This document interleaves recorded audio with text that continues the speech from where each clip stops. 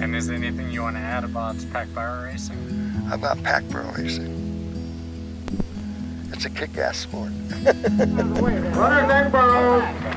All of you, move back. All right, runners are on your mark. Set, go!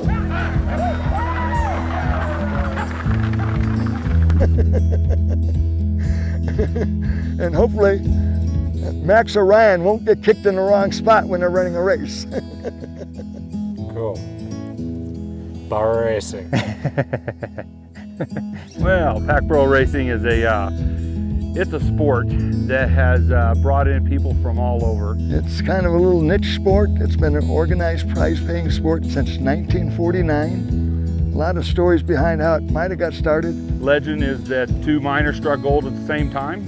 And so the race was on to see who could file the claim first. Or maybe it's just a couple of fellas got drunk in the local saloon and bet on whose ass was the fastest. But that's kind of the history that might have started it. But the truth is, it was an idea to try to generate more traffic back to the mountain communities. A lot of the mountain towns were dying. All the young people were moving to the big cities and all. They wanted to keep the towns alive, and they proposed the burro race. So it's a full-fledged mining sport. We have a pick, pan, shovel, and using pretty much the same techniques they use to get up the pass we're using.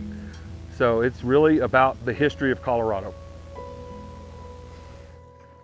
Hey, Jack. You eating that good alfalfa? I've run these races for about 30 years, and I just don't know how many more years I can run them. It's hard trying to chase an ass up a mountainside, I tell you. I mean, you come into these types of races thinking that you're gonna do one thing. You know, if you've ever heard the saying, you start assuming things and you start to make an ass out of you and me. I think this is particularly applicable in this case. You know what they do before they spit? I'm getting nervous to meet my donkey. Feels like going on a blind date. Well, I heard about burro racing back in 2011 when I ran the Leadville 100 miler. I saw Micah True come in like bloodied knees, bloodied arms, like it looked like something pretty fun. And so we're going to see how well a couple of elite athletes do at the World Championship. We're going to see if Ryan and Max can really pull out some good results here in this race. Because it's kind of an ego-busting sport. I like to get into a lot of different forms of sports and athletics, and usually it has to do with running. This by far is the farthest out I think I have ever been.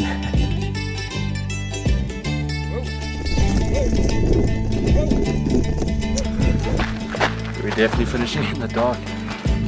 I think it's actually cool because at least if it goes pear-shaped, I can just blame my donkey. If I'm running an ultra on my own, if it goes pear-shaped, I've only got myself to blame. So that's the way to go. Hang on, Ryan. That's it.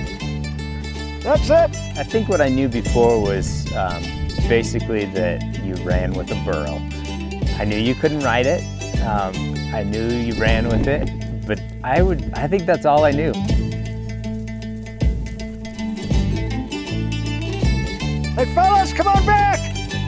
Get them moving! Get your ass in gear there! Watch out, folks, here he comes!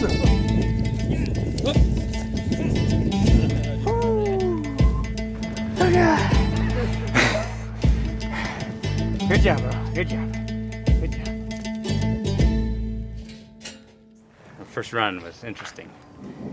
I think the race is going to take a long time, but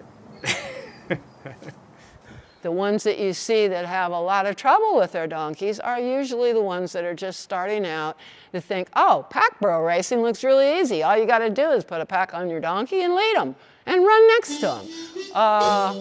Maybe, maybe not. Depends on what the donkey thinks that day. You know, so much of our running when we race, it's really about your individual performance. You train and you're trying to get the most out of yourself on a given day. But this is different in that You have to line up and just recognize you're going to get what the burro gives you. And keep him going in a straight direction, man, we get this race done in 4 hours. But he always goes that way or that way. You gonna pack a headlamp then? Because I think I might, yeah. You get the right team and the right day, you can really surprise yourself and have a lot of fun with it. They're all individual personalities, and every single one of them is different in their own unique way.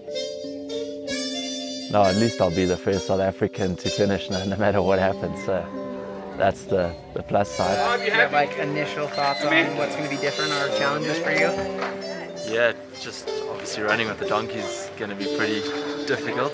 Yeah, I don't have too much experience at running with donkeys, so I think that's going to be the biggest challenge. Kind of to rock up 2 or 3 days before the Burro Racing World Champs and to kind of meet up with a donkey and try and go for a run with it was a lot harder than what I expected. Good boy. Well, he should do better than in training if he's just around other burros that are running. So. That's what I'm hoping. But I tell you, Ryan's got a better one than you, I think. Oh, great. That's what I want to hear.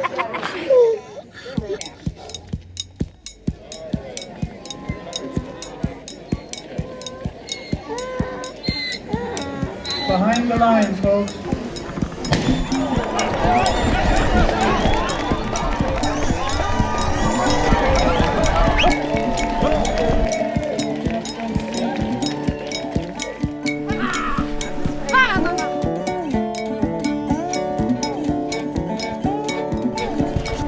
Yeah.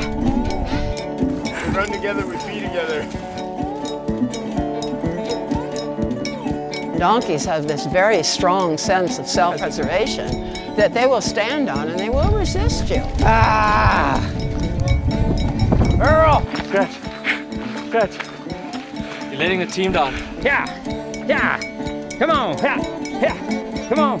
And if you get too cocky, they will most definitely humiliate you.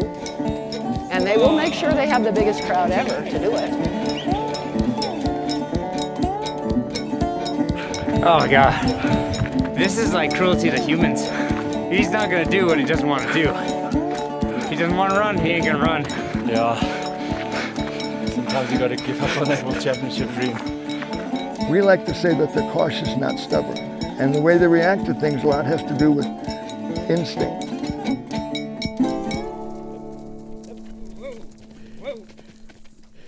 If these guys have really done their homework with their donkeys and they've really fostered that relationship that they've been building in a positive way, they will be running together.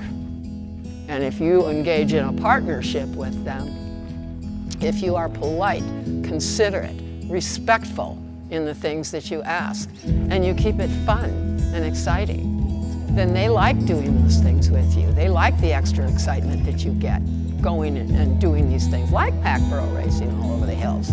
They think that's pretty cool, because otherwise what are they going to do, stand around, you know?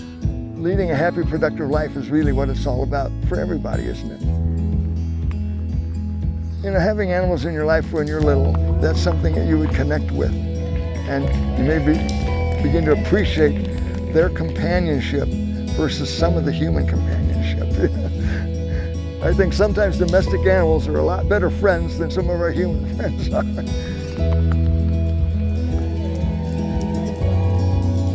They taught me to have more respect in a lot of ways for all creatures on earth.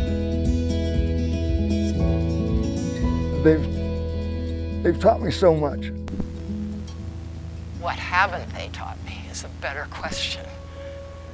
I mean, they have taught me to be a better person all the way around in every aspect of my life.